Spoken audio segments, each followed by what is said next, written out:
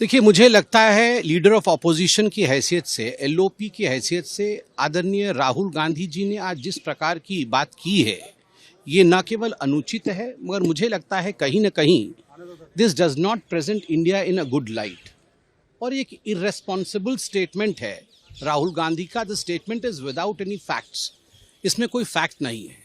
पहली बात मैं आपको बता दूं, राहुल गांधी जी का कहना था कि जो फॉरेन डिग्निटरीज आते हैं उनसे भारत सरकार एलओपी को मिलने नहीं देती है because the government of India has a sense of insecurity. Bharat सरकार में एक सेंस ऑफ इनसिक्योरिटी है। भारत सरकार में क्यों इनसिक्योरिटी रहेगी? राहुल गांधी जी को मैं बताना चाहूंगा कि आज भारत विश्व में एक इकोनॉमिक स्तंभ है। आज चौथे नंबर का इकोनॉमिक पावर है भारतवर्ष।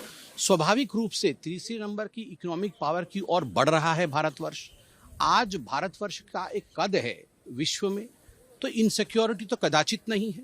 और जहां तक राहुल गांधी जी को लगता है कि राहुल गांधी और गांधी परिवार को लेकर भारतवर्ष में या भारत की सरकार को कोई इनसिक्योरिटी रहेगा, तो कदाचित संभव नहीं है। मुझे लगता है वो अपने आप को बहुत ज्यादा करके आंक रहे हैं। दूसरी विषय है, उन्होंने कहा whenever I visit abroad, Bharat की सरकार जो है, जब भी मैं बाहर जाता हूं, भारत की सरकार दूसरे देशों को इन्फॉर्म कर देती है कि एलओपी को लीडर्स से मिलने मत दीजिए।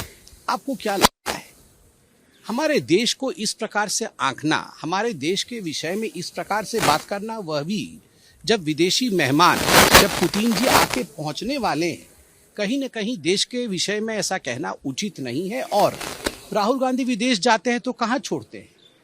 जो मन में आता है देश के विषय में अनर्गल बोलते हैं, मल्टीपल प्लेटफॉर्म्स में बोल के आते हैं। तीसरी बात है, उन्होंने कहा, राहुल गांधी जी का कहना है कि जब दूसरे विदेश के लीडर हमारे साथ मिलेंगे, बातचीत करेंगे, तो they will have a second opinion about India. एक दूसरा पर्सपेक्टिव भी वो भारतवर्ष का जान पाएंगे। कौन सा पर्सपेक्टिव? जिस पर्सपेक्टिव को लेकर वो विदेश में बोलते हैं कि भारत का जो इकोनॉमी है वो डेड इकोनॉमी है, भारत में कोई डेवलपमेंट नहीं हो रहा है, भारत सरकार की बात राहुल गांधी जी ने कही है कि सरकार है, जिस पार्टी की सरकार है, वो और मुस्लिम ब्रदरहुड एक जैसे हैं। Is this the perspective wants to present to the world? क्या यही पर्सपेक्टिव है भारतवर्ष? एक बात स्पष्ट रूप से सभी को यह जानना महत्वपूर्ण है, सभी के लिए, कि जब कोई विदेशी डेलीगेट हिंदुस्तान आता है तो ये एमईए का दायित्व है कि सरकारी अधिकारी और सरकार के साथ उनकी मीटिंग कराए।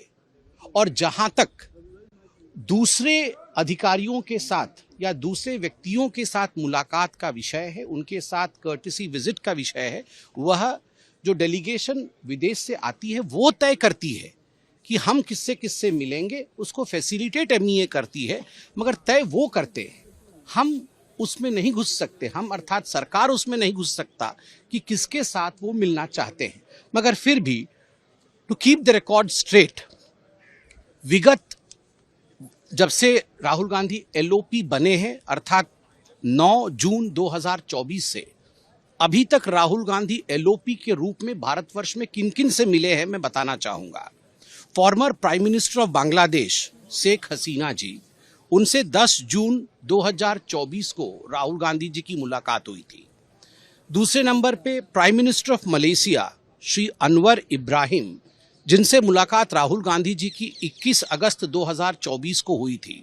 तीसरा, prime minister of Mauritius Shri Navin Chandra Ramgoolam, जिनसे मुलाकात 16 सितंबर 2025 को राहुल गांधी की हुई थी। और चौथा, prime minister of New Zealand Shri Christopher Luxon, जिनसे मुलाकात 8 मार्च 2025 को राहुल गांधी जी का बतौर एलओपी हुआ था। स्वाभाविक रूप से जिन जिन डेलीगेशन ने राहुल जी से मुलाकात करने की इच्छा जताई, राहुल जी की उनसे मुलाकात हुई है।